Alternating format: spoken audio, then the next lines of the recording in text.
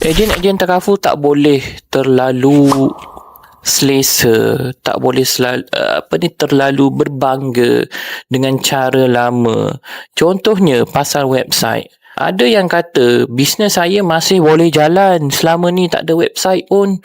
Kebanyakan ejen-ejen takaful tak ada website pun. Ya, itu kebanyakan. Kita nak duduk dalam orang-orang yang banyak ni ke ataupun nak jadi orang-orang yang top 1%?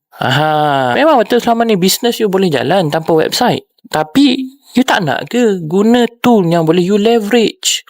Set up satu website. Lepas tu you dah tak perlu ulang benda-benda yang sama sebab dalam satu page website tu dah explain apa yang you tengah offer. Tak adalah you kena ulang benda yang sama. Orang-orang yang serius dia akan baca tau, dia akan baca. Orang-orang yang tak serius ni mereka tak minat membaca sebab mereka tak ada masalah tu. Jadi you jangan bangga sangat dengan cara lama you tu. Cara lama, cara yang majoriti orang tak buat. You nak jadi special ataupun nak berbeza?